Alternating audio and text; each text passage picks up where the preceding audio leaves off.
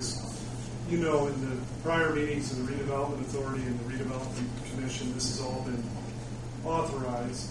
But there was one additional item we wanted to have you approve just for clarification purposes and also to give the banks some additional comfort. As you know, these are bond anticipation notes, so it's an interim financing mechanism that will be where you borrow the money now with these bands, and then those bands will be repaid with the long-term financing that is when those bonds are issued once the project's complete, you know, the total project costs, etc. Because these bands are payable from those bonds, the banks have, you know, raised the question, well, what happens if the bonds don't ever get issued? Well, I've never had that happen in 15 years that was the case. But nonetheless, to provide the banks with some comfort, we have a letter here for you that I'd like to just walk through. And what it says is that where the authority is issuing these bands and that the proceeds are going to be used for the Lincoln Street project and that the bands are payable from the bonds, that the way this is going to be administered is that as we've talked about in the past, the Redevelopment Commission will approve the actual expenditures of these proceeds. So the proceeds of the bands will go into a separate account. Invoices, etc., will come to the Redevelopment Commission for approval. Upon approval, then they will be paid out of those bond anticipation funds, because the Redevelopment Commission is the body that has the experience and expertise in actually administering a construction project of this type. Well, in consideration for that, it says that if in consideration for use of these band proceeds, if the bonds are never issued, the Redevelopment Commission agrees to repay the Redevelopment Authority for all these expenses that have been paid for out of these band proceeds, and then the Redevelopment Authority agrees to take those monies and repay the banks on the bands. So, like I said, I've never seen this occur. I don't know if you ever have, John, but where the bonds didn't get issued, but if for whatever reason they don't get issued, the Redevelopment Commission is saying we will reimburse the authority in recognition for all this money they've given us to apply to the project. We'll reimburse them, and then the Redevelopment Authority will pay off the bands. So this provides the banks some comfort in the event the bonds are never issued. That's still be repaid. The only source of income the authority has is our lease payment, right? Right. And our source of income is tax revenue. That's right. So we've got a better source of income. So we're guaranteeing, all what we're doing is guaranteeing the loan to the authority. In fact, that's right. Right, because the authority has no assets. Right. So the only way they can repay the bands in the normal course is through the issuance of the bonds. But now this takes into account that circumstance that the bonds, for whatever reason, are never issued. You're agreeing to step up and provide them that money that they would in turn use to repay the banks.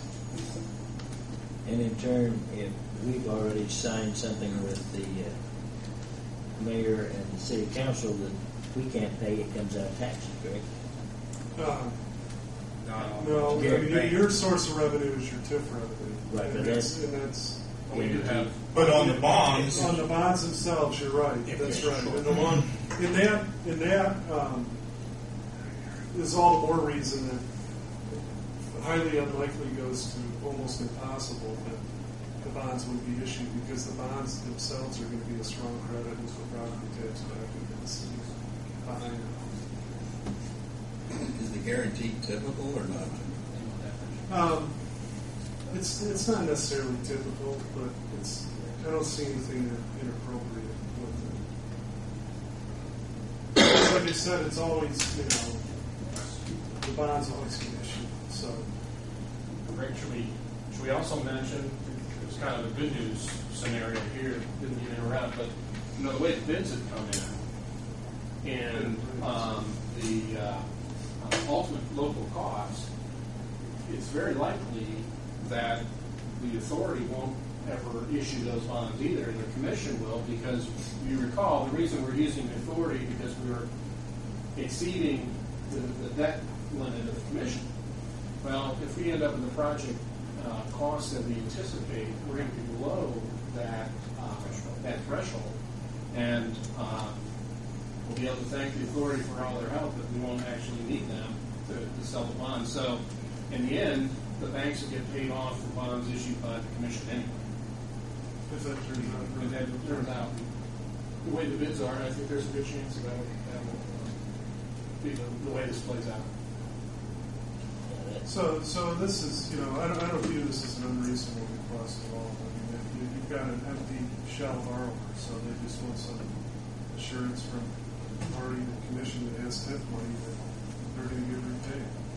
Rick, to your point, Michelle, I think there was maybe some concerns raised by members of the redevelopment authority itself as to personal liability for serving on the board and letters of guarantees or such things. Can you elaborate on what their exposure is? Yeah, there's no personal liability for the authority members on the financing. And I knew that was a question, and I've actually brought the statutes with me, and I'm happy to share them with you guys, where it actually says that in the law. So if the commission is comfortable with this, what I would request is just an oral motion approving the execution of this letter. Any more questions on it? Any more thoughts? It almost appears to me that it's a moot point. It's another layer of guarantee for them. Right. It just spells out what is the reality, which is that you're going to stand behind us for whatever reason. If no further discussion, I would entertain a motion to go ahead and approve the letter, which I will sign, and then I'm going to ask Art to sign also. I'll make a motion that we approve the letter. I'll second the motion.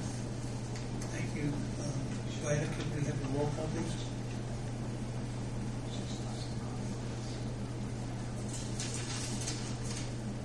Ken Dornish, Yes. Doug Fry, Yes. John Schmalfer, Yes. Darrell Poland, Yes. Will Reckler. Yes.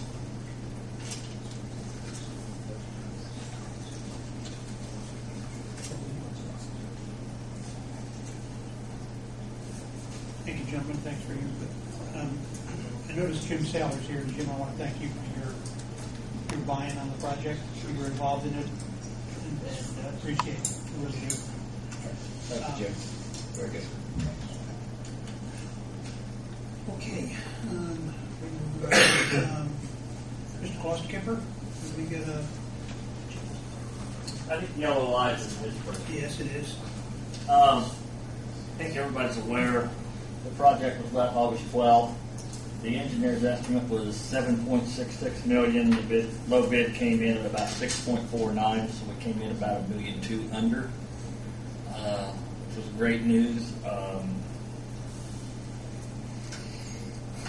That's final. It has been awarded. The low bidder was Dave O'Meara Contractors out of North Vernon. I think they had 5 or 6 bids total. They ranged from $6.5 to about $8.5 million.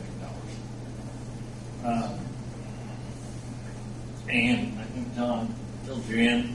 We should have an invoice before the end of the week from NDOT.